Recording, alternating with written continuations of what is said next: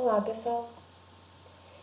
Hoje a gente vai trabalhar com a parte de estrutura de controle de fluxo. Então, revisando bem rapidamente, o que é isso? É quando a gente tem a necessidade em algum problema, onde a gente precisa de alguma forma, onde vai haver um determinado fluxo de informação. Por exemplo, a gente vai ter que verificar entre os números 1 e 1000 quantos pares tem entre 1 e 1000. Então a gente precisa estar percorrendo esses valores de 1 a 1000 para poder fazer essas comparações. Outra situação, por exemplo, eu preciso percorrer, fazer uma determinada situação várias vezes, repetir uma determinada situação várias vezes. Então eu preciso desse fluxo repetindo várias vezes a mesma situação. Então, para mim não reescrever isso N vezes, então existem algumas estruturas de controle, que são os nossos loops, os nossos laços. E aí entra for, while e do while. E só revendo rapidamente a diferença entre while e do while. O while testa no início, faz o teste se uma determinada condição é verdadeira no início, e se for falsa, ele já nem entra no seu laço. O do while, ele vai testar no final, então ele vai fazer um determinado bloco, vai repetir tudo aquilo e verificar no final se aquela condição é verdadeira ou não. Então, se ela for falsa, ele vai ter executado pelo menos uma vez. Então, essa é a diferença entre o while e o do while. E o for é a nossa estrutura básica, então, para repetição, onde a gente já vai informar no início, a gente já informa o seu início, o fim e a sua sequência. Então, qual a sua interação. Então, revendo isso, eu trouxe um problema básico para a gente analisar isso, já vendo o que a gente trabalhou no último vídeo, que é da parte de teste condicional simples. Então, esse problema eu achei interessante bem em relação a isso. Como a nossa ideia dos vídeos é justamente rever alguma situação, entender melhor algum conteúdo visto em aula, então eu estou utilizando a plataforma URI, onde eu estou elegendo alguns problemas, onde eu acho interessante utilizar esses problemas para a nossa resolução. Agora, para o problema de hoje, eu elegi então o problema 1094 da URI, que é experiências. Olha só, a situação é bem interessante. Em um determinado laboratório se utilizam 3 cobaias: sapos, ratos e coelhos. E a gente precisa então verificar a quantidade disso tudo que está sendo utilizado. Então é feito o seguinte: primeiro, a pessoa informa quantos testes foram feitos, que é o nosso N aqui. E depois, para cada um dos testes, ele vai informar a quantidade e qual foi o tipo de cobaia utilizada, que aqui é C, R ou S. E aqui ele já está informando, utilizada em um caractere. Nesse caso específico, como eu estou mostrando via URI, então a gente precisa utilizar as restrições da plataforma. Aqui ele está pedindo para a gente colocar um caractere, então a gente não vai testar string inteira. E aqui ele está informando, então, o R simboliza rato, S sapo e o C de coelho. Depois aqui tem mais alguns detalhes que depois a gente dá uma olhada. Vamos primeiro fazer isso aqui, fazer essa estrutura. Como aqui eu estou mostrando bem a parte inicial, então eu vou mostrar utilizando para a gente testar. No final a gente vai tentar postar aqui na URI para ver se funcionou, se era realmente isso que a URI queria. Então, na sequência das vídeos eu vou começar a utilizar a caixa de diálogo e tudo mais, mas por enquanto eu vou estar utilizando então a leitura via scanner, que é via prompt de comando. Então, só revendo algumas coisas. Então, eu vou criar aqui uma nova classe, criei aqui um pacote de vídeo só pra gente ir segmentando isso, né? Então, exercício 10.9.4. Aqui vocês já estão cansados de saber? Para uma classe ser executável, ela precisa possuir o método principal. A gente já trabalhou também com métodos, o que é isso, né? Mas depois eu explico melhor isso nas próximas aulas. Quando a gente chegar nisso, eu reviso isso e explico o porquê disso. A gente sabe que Java é uma linguagem orientada a objeto, então nem todas as classes são utilizadas para execução. Ela é utilizada, então, para modelar os objetos. Então, por isso que ela não é automaticamente executável. E aqui eu utilizei, então, o atalho PSVM do NetBeans. Então, ele pede, deixa eu colocar a estrutura básica aqui. Então, eu vou utilizar a classe Scanner, importar, então já vou utilizando o contra espaço que ele já vai adicionando as importações aqui em cima. Lembrem de utilizar isso que facilita bastante.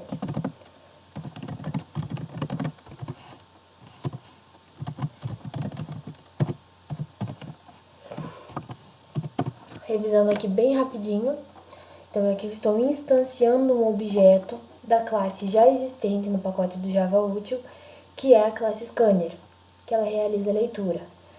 E aqui eu estou informando dentro do seu construtor qual o seu formato, qual o formato que eu vou utilizar para a entrada dos dados. E aí eu estou informando que vai ser a entrada do sistema. Aqui eu poderia, por exemplo, estar fazendo a leitura de um determinado arquivo. Que não é o caso, só para comentar essas situações. E aí a gente vai ter esse int n.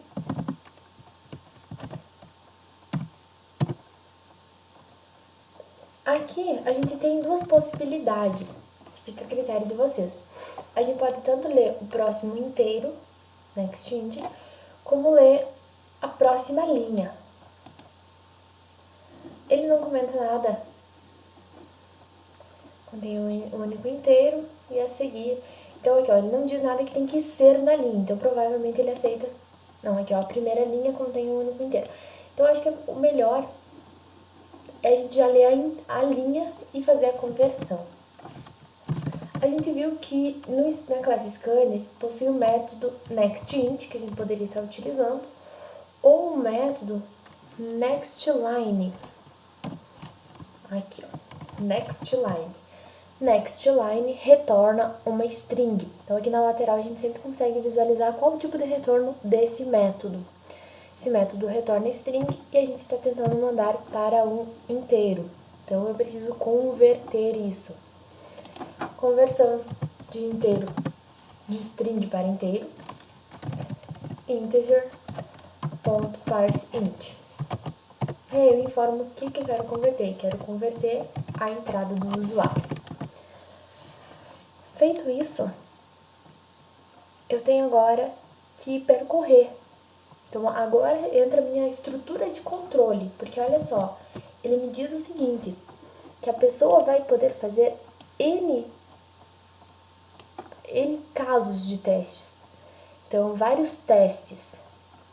E para cada teste é informado a quantidade de cobaia e qual tipo de cobaia que foi utilizado naquele teste.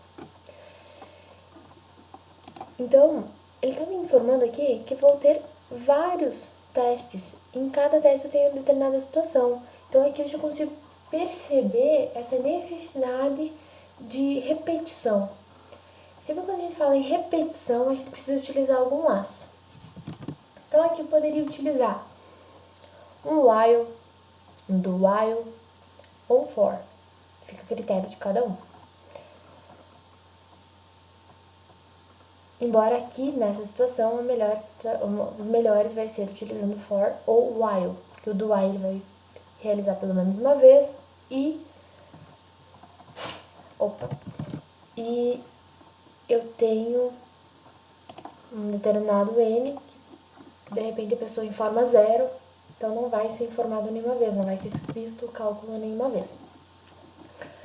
Então aqui acho melhor a gente utilizar eu gosto de utilizar o for, mas é um critério meu. Então eu vou fazer primeiro utilizando o for e depois a gente só modifica essa parte para a gente entender como utilizar cada um dos laços. a estrutura do for, a gente vai colocar então aqui, primeiro, sua instrução de início. Qual o seu critério para começar? Então, a gente vai formar uma variável que vai estar percorrendo. Essa variável a gente vai informar até onde ela vai. Então, eu quero que ela comece em 0 e que ela vá até o n. Ou de 1 até igual a n, né? Então, aqui por que do menor? Porque ele está começando em 0 e vai até um antes, né? Do meu n. A pessoa informou 5. Do 0 ao 4 dá 5 voltas que ele tem que dar. Ou do 1 até o 5, dá a mesma coisa. E aqui de quanto em quanto, que vai ser de 1 em 1. A sua iteração. A URI aqui, ela complica com algumas coisinhas. Então, as declarações, o ideal é colocar elas no início. Então, vamos fazer isso já.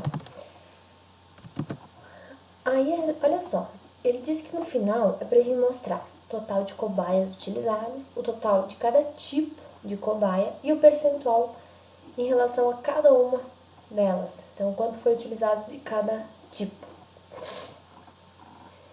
Então, a gente vai ter 4 contadores. Ou 13, depois soma esse daqui, né? Fica a critério de cada um. Eu vou utilizar 4 contadores aqui. Então, um pro total, um pro coelhos, um para rato e um para sapo.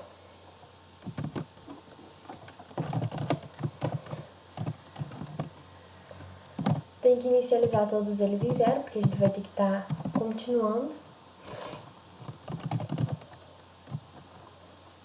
Então, é coelhos,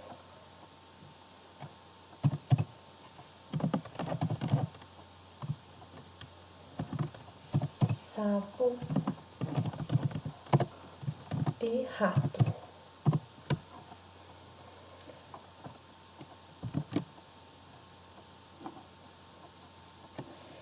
E a gente vai ter, então, a quantia em cada uma das iterações. Isso a gente pode fazer dentro do laço, para critério nosso também. E a gente tem o tipo, que é um caractere. Então, esses dois aqui, como vai ser utilizado apenas para verificar ali dentro, para a gente realizar alguns testes, pode ser criado dentro do laço. Quantia e tipo. Vou criar aqui dentro, então. A quantia é um inteiro. Vou até já fazer a leitura, vai ser o ponto next int. E a gente vai ter um char tipo. Detalhes, a gente não tem um método que nos retorne char. Olha só, vou dar uma olhada em todos os métodos que eu tenho aqui. Eu não tenho nenhum método que me retorna char. Eu tenho string. E aí a gente já viu como converter de string para char, mas já vou rever aqui, caso alguém não lembre. Vou utilizar o método next. Qual a diferença de utilizar o next e next line? Next line vai ler a próxima linha inteira e o next ele lê até que ele encontre um espaçamento. Então, se ele encontrar um tab, um espaço, uma quebra de linha, ele vai pegar aquele valor antes desse identificador. Diferente da linha que só vai pegar quando achar uma quebra de linha. Next line, né? Então, eu vou utilizar o next. Vou utilizar aqui já concatenando tudo. Então, na classe string, a gente lembra que tem alguns métodos disponíveis. O método charAt retorna um único caractere. Então, vou pegar aqui o método charAt no índice 0. Então, o que eu estou fazendo? Estou pegando a próxima string, então até que ele ache o próximo identificador, o próximo separador.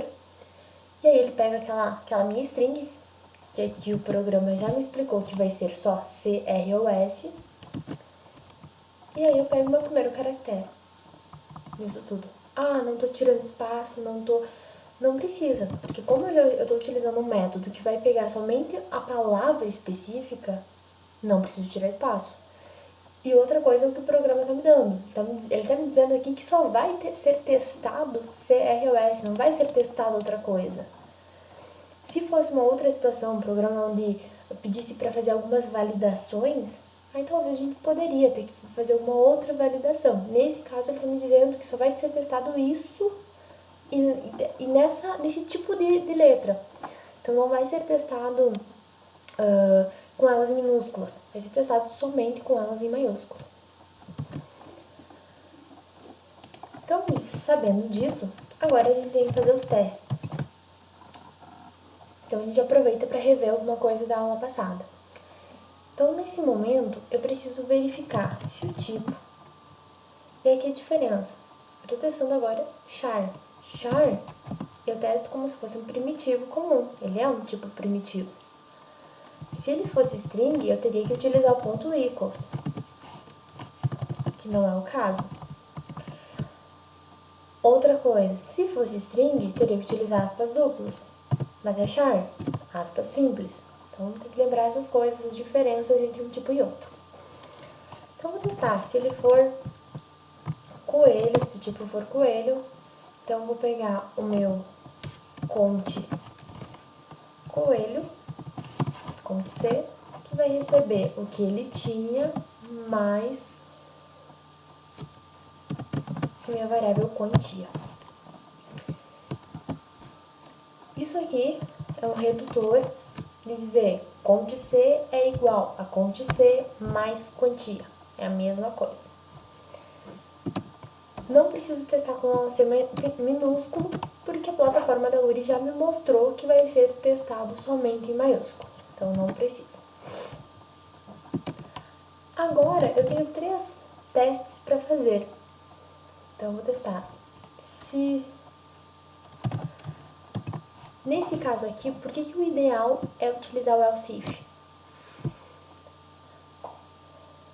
Bom, performance. Claro que nesse problema pode até não se perder muita coisa, né? Não vou ter um ganho significativo. Mas olha só, inclusive na URI, muitos programas me dão um tempo limite. Então olha só, esse meu programa ele tem que rodar em 1 segundo. Claro, aqui vai rodar de qualquer jeito. Mas existem muitos problemas aqui, que a gente vai utilizando a plataforma, que a gente vai ter problema justamente no tempo. E aí a gente tem que recorrer a algumas técnicas. Então, a gente tem que recorrer a tudo que for possível, desde a parte de estrutura de dados, que a gente aprendeu, tudo aquilo, tanto quanto essas dicas, essas informações que me trazem performance para o sistema. Num sistema complexo, se eu colocar vários testes, vários ifs, ele vai passar testando em todas as informações, independente se aquilo é verdade ou não. E num outro tipo de teste, que é o nosso caso, que a gente está fazendo, se a gente fizer esses else if encadeados, então ele passa, ele verifica a primeira condição que ele achar verdadeira, ele para de testar. Então isso é positivo nesse caso. Então eu vou testar aqui um else if tipo igual a R, né? Então de rato. Conte R recebe o que tinha mais quantia. E novamente eu não vou deixar só o else no final, porque eu não sei o que a plataforma, como a plataforma vai estar me testando. Ela está dizendo ali que ela está testando só isso. Mas para evitar ter problema, e já pensando também na nossa programação real, se a gente estivesse fazendo um programa final, então eu não posso deixar só um else no final. Porque e se a pessoa digita uma outra coisa? Então eu não posso, eu tenho que fazer algumas validações mínimas. Então eu vou fazer mais um else if aqui, verificando se o tipo é S de sapo. Então, com sapo recebe o que tem mais quantia. E vou aproveitar aqui para incrementar a minha variável conte total.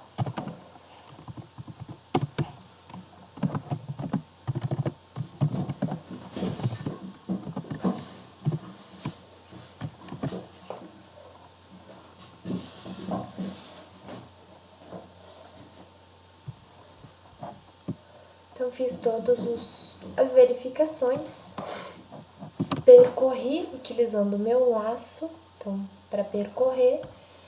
E agora, então, vou mostrar meu resultado. Então, agora ele tem que me mostrar a quantidade total, os totais de cada um dos tipos e mais o percentual em relação ao total.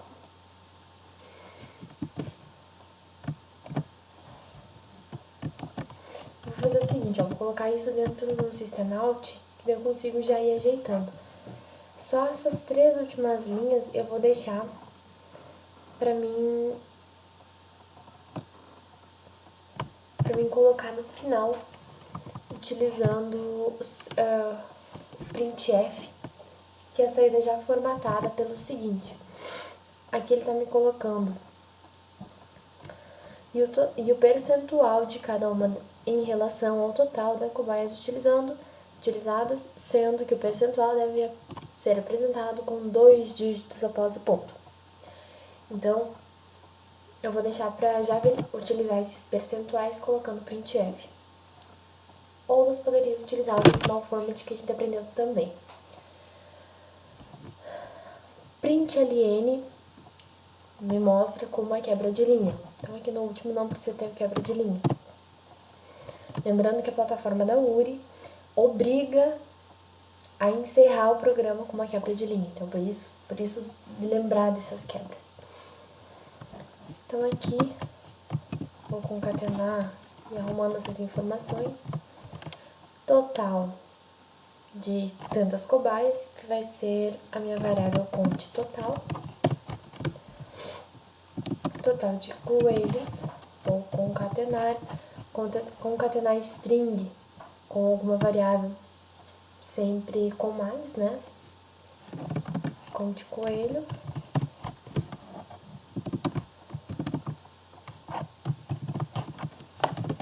Count rato. E aqui é o último, então é só encerrar aqui.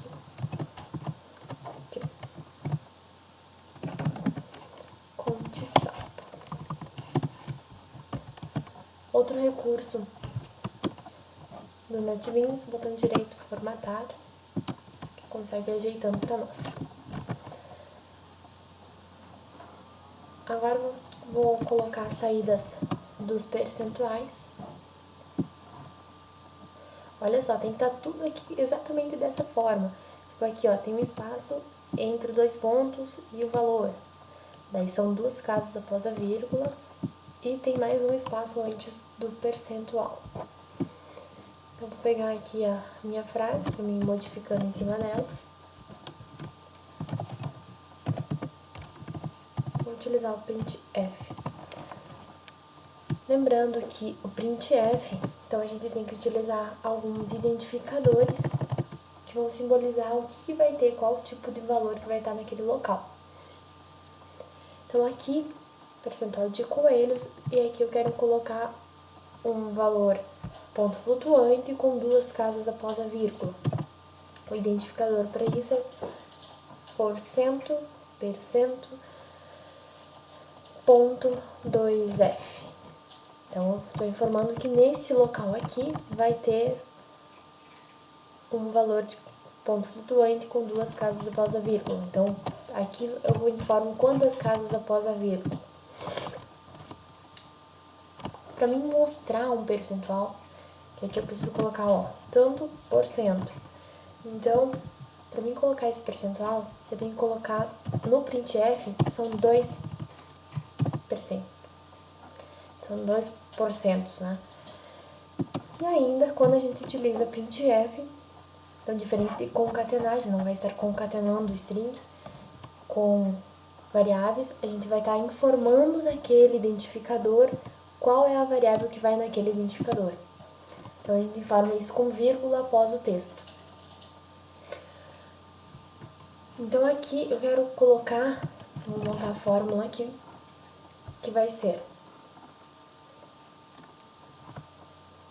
o valor, o total do tipo, que é o count coelho, vezes 100, e isso tudo dividido pelo total. Então, pelo conte total. Esse é o meu cálculo. Já explico mais algumas coisinhas, deixa a gente mostrando e testando. Então, vou só ajeitar aqui, total de coelhos, total de ratos e total de sapos. Ratos.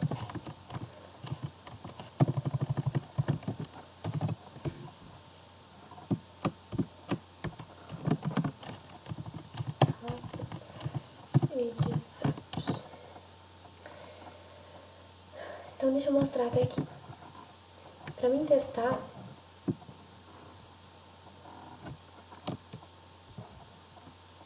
só ajeitar aqui. Então, vou pegar o mesmo caso de teste que tem lá. Então, são 10 casos de teste, são 10 testes. E aí, os testes são o seguinte. Aqui, ó. Vou copiar daqui e levar pra lá. Se eu só não entro, por mais que tá parecendo que não vai dar certo, ele trouxe os separadores iguais. Então, funciona. Funciona. Aí, aqui, os erros que ele tá me dando são outras situações. Bom, uma delas, agora, ó, até os totais ele me trouxe. Vamos só conferir os totais. 92 cobaias, tá? 29 coelhos, 40 ratos e 23 sapos. Perfeito, até aqui ele trouxe certo. Só que olha só, esses nossos contadores, eu pelo menos aqui, declarei como inteiro. Então, todos como int. Que eu acho que faz mais sentido, são contadores, né? Só que ele tá fazendo uma conta com todos os valores em inteiro e tá tentando jogar esse inteiro para um identificador de ponto flutuante. Aí aqui entra algumas questões do Java e algumas questões que a gente estudou nas conversões de tipos. Então aqui, para mim jogar um inteiro, eu teria que dar um percento D. Aí eu poderia jogar um inteiro. Da maneira como eu tô colocando, vou até colocar aqui pra gente testar, ó. Então, o primeiro ele teria que funcionar. Vamos só testar isso. Então, 10, os valores. Ó, ele mostrou o primeiro. E aqui já tem mais uma situação pra gente ver, depois a gente vê. Então, o problema que ele tá dando são duas situações. Uma que ele não tá convertendo isso para ponto flutuante, ele não tá fazendo o cálculo correto. E outra situação é o identificador aqui. O identificador tem que ser ponto 2F, que é um ponto flutuante que eu quero colocar aqui, é com duas casas decimais. Então, o que eu tenho que fazer é o contrário. É esse meu cálculo que eu estou fazendo que tem que ser convertido. Eles estão inteiro e eu quero converter para double. Vou fazer o seguinte, eu vou colocar mais um. Deixa eu ver se funciona aqui, ó. Double. Então, eu vou fazer a conversão aqui. E se a gente olhar aqui, ó, ele tá juntando. Ó, ele colocou o valor ali, ó, 31%, e já juntou a próxima frase. Então, ele não tá dando as quebras de linha. Então, a gente tem que colocar isso aqui dentro também. Eu vou colocar aqui. E vamos ver se a primeira conversão se dá certo.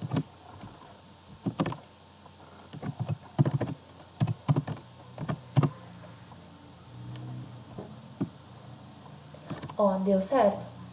Percentual de coelhos, vamos só ver se teria casa após a vírgula, né? Então vamos só conferir isso. Então ele deu certo. Ele não deve estar conseguindo converter todo o cálculo. Então, deixa eu só ver aqui. Então eu vou fazer o seguinte, eu vou colocar isso aqui em todo o cálculo. Porque ele deve estar pegando o resultado final do cálculo e aí já está inteiro mesmo. E daí só joga para um double para poder colocar no identificador, que não é o que eu quero. Quero o resultado do cálculo, eu quero em double. Outra situação, por que utilizar double e não float? Double tem uma precisão maior. Dentro da plataforma URI se indica que no Java se utilize double. Então, justamente por causa dessa precisão dele.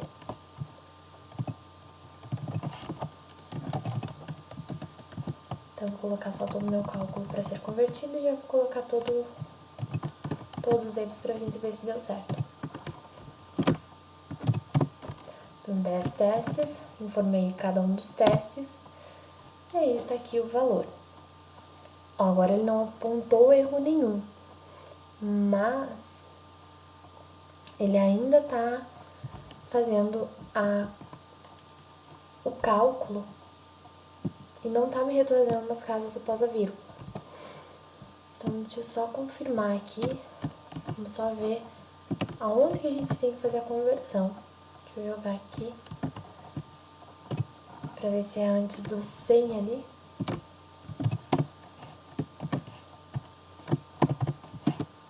Deixa eu copiar daqui de novo. Ai, tá, funcionou. Então, deixa eu explicar aqui. Olha só, quem que eu estava convertendo, tá? Dá pra pagar um parênteses. Antes eu estava tentando converter o cálculo. Só que o cálculo significa que o cálculo inteiro já foi feito. E aí, como estava tudo no tipo inteiro, ele foi forçando tudo e já convertendo para inteiro.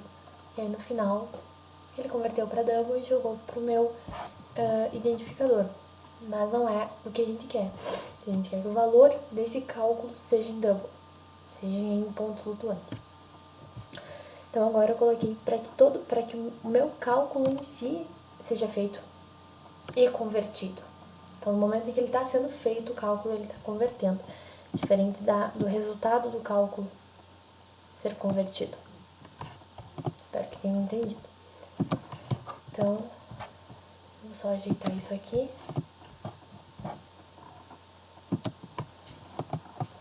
Aqui.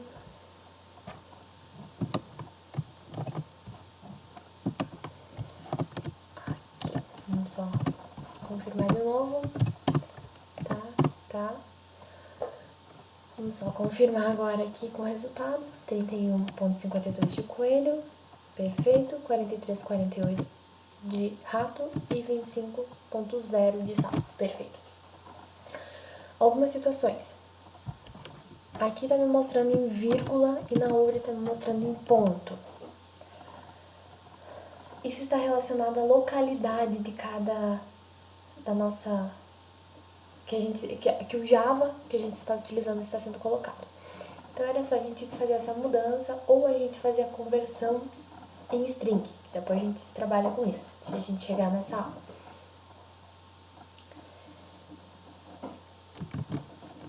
Mas, como é só um identificador, é só em relação à localidade, na URI vai funcionar. Se a gente precisa ter isso em ponto, por outra situação, não tem a ver com a plataforma, então depois a gente trabalha isso. Mas aqui ele deve funcionar. E só em questão de URI, vou mostrar rapidinho aqui uma outra situação. Quem não viu isso, não lembra, não sabe, a gente pode utilizar a ferramenta Toolkit da URI. O que é essa ferramenta? Para a gente ter mais casos de teste. Ele está nos dando um caso. E às vezes aquele um caso dá certo, mas para outros vários não dá, né?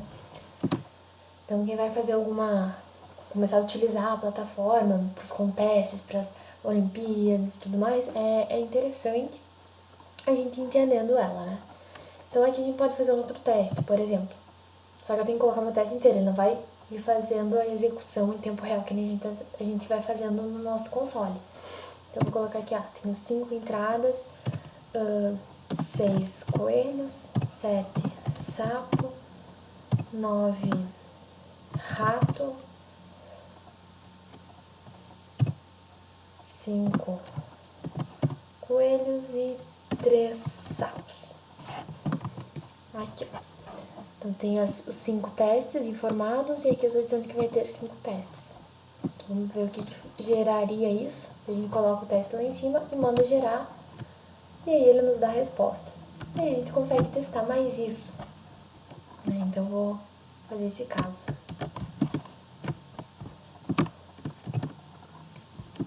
Então 5. Vou colocar meus exemplos e ver se fechou.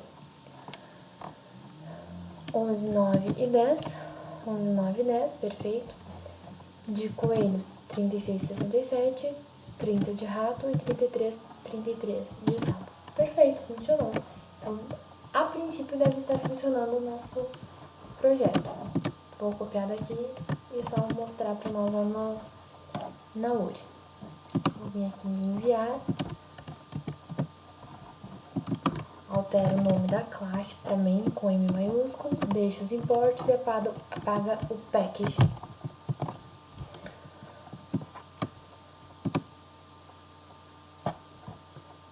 Vou vir aqui no ao vivo, que daí a gente consegue visualizar todas as outras, tudo que está sendo enviado, né? Então, foi aceito o nosso programa. Perfeito. Vou mostrar umas outras coisas aqui bem rapidinho para a gente entender ainda um pouco mais sobre estruturas de controle. Por exemplo, e se eu fosse fazer isso utilizando o while, o que eu teria que fazer? Vou comentar aqui o meu laço. Vou trocar isso para while. Então, ao invés de utilizar o for, vou ter um while enquanto tal condição. Enquanto que? Enquanto criar uma variável x, int x igual a 0, vou fazer a mesma estrutura que a gente fez agora, só utilizando o while. Então, enquanto x for menor que n, e vou incrementando x aqui dentro.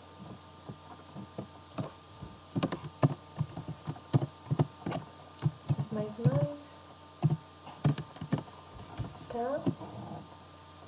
Então, ó, é a mesma estrutura utilizando o while. O que mudou? Deixa eu baixar aqui para vocês visualizarem tudo. O for, eu informava já na sua estrutura, sua condição de início, de parada e a sua sequência. Aqui, a gente precisa informar a condição de início antes, né? A sua condição de parada, até que momento é para repetir esse laço. Então, aqui dentro da estrutura do while, e a condição de parada, a sua sequência, desculpa, estão dentro do nosso bloco. O que é um bloco? Blocos são uma sequência, um conjunto de instruções em programação. No Java, a gente representa um bloco através de um par de chaves. Toda chave que inicia, ela tem que encerrar. Outra questão que entra nesse quesito de blocos, de laço, enfim. Variáveis de instância ou de escopo. Variáveis de escopo. É aquela variável que ela é criada dentro de um bloco e ela só existe ali dentro. Por exemplo, aqui a gente está criando uma variável int, quantia e um tipo. Essas variáveis, se eu tentar chamar ela fora do meu bloco, ó, quantia recebe 10. Ele já vai me informar aqui que a variável não existe. Ele não está encontrando essa variável. Então, essa variável ela só existe dentro desse escopo. Então, a gente chama esses blocos de escopo, de instância, dentro daquela instância, ou seja, dentro daquela localidade, dentro deste bloco.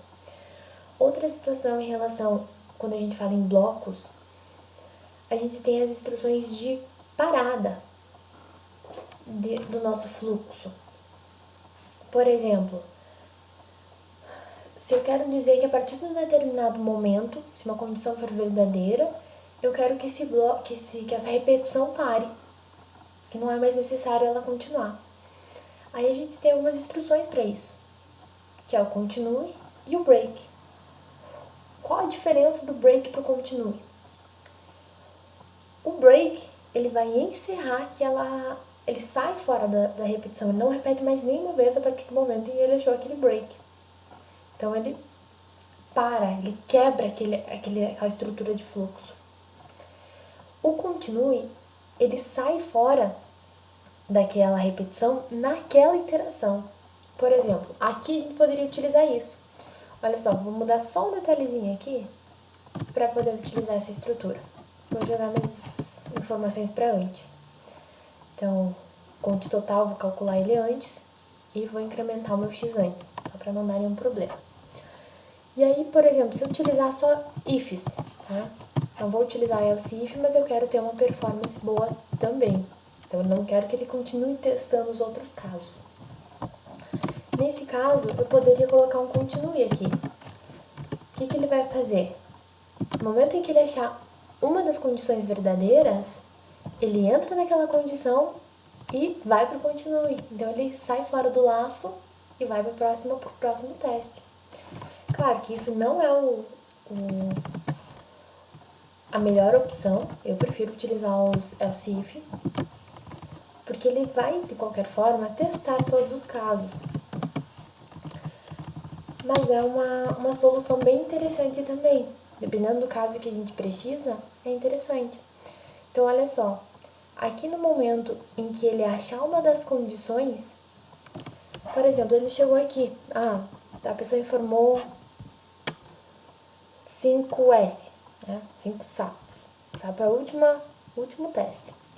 Então, ele pega ali a quantia, calcula o conte total, já incrementa o X e vai. Tipo é C? Não, não é. Vai para o próximo teste. Tipo é R? Não, não é. Tipo é S? Sim. Então, agora ele calcula, incrementa o S, conte S, né? E aí, ele sai fora do laço. Nesse caso, claro, é a última iteração, ele ia sair de qualquer forma.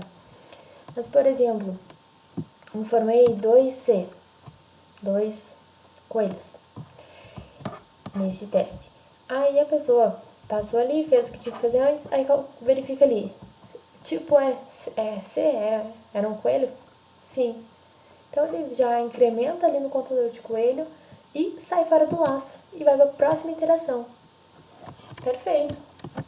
Então, nesse caso, nessa estrutura aqui, ele vai fazer mais ou menos a mesma situação que o else if estaria fazendo. Então, a gente ganha performance com isso também. Em algumas situações, a gente precisa que naquele momento ele saia dessa interação. Não precisa mais testar tudo, continuar testando, continuar fazendo algumas instruções. Então, são algumas estruturas de interromper o fluxo, controle de fluxo, né? Então, só vou testar aqui de novo a mesma situação só pra gente ver. Vou colocar os 5 aqui e vou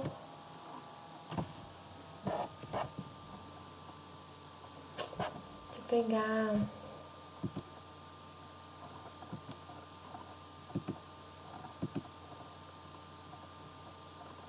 Deixa eu ver se eu tô com a estrutura... aqui, ó. Tô com a estrutura aqui ainda. Então, vou pegar daqui, ó, só pra gente fazer o nosso teste lá. Aqui os testes. A princípio acho que estão certo, mas só vou gerar aqui pra confirmar. 11, 9, 10. 11, 9 e 10. Vou aumentar aqui pra gente ver tudo. 11, 9 e 10. 36, 67. 30, 33, 33. Então, tudo certinho. Então, são algumas estruturas. E se eu for utilizar o do while? A estrutura é a mesma. Nesse caso, não é o indicado. Então, eu teria que fazer aqui, ó. Faça tal coisa enquanto x for menor do que n. A estrutura é essa. Só que eu não quero que ele faça uma vez se for 0, por exemplo. Então, quando ele entrar aqui no do, eu vou fazer o seguinte. Vou verificar aqui se o n for igual a 0,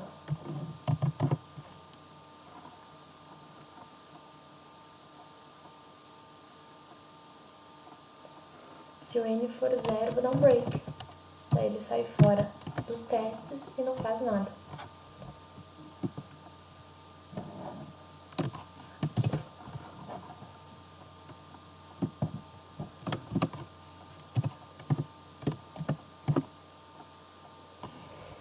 Mesma coisa, funcionou perfeitamente. E aí, só pra gente verificar aqui, colocar a primeira entrada sendo 0, Ó, ele testou. Eu vou só verificar aqui se ele estaria aceitando o 0. Perfeito, ele não está testando e o nosso programa também não está fazendo nada errado, mesmo utilizando o do. Então, a estrutura de laços é essa. Ao longo agora das próximas aulas e videoaulas, a gente vai revendo algumas outras estruturas e compreendendo melhor, testando melhor essas estruturas. Quando é melhor utilizar o que e por quê, né?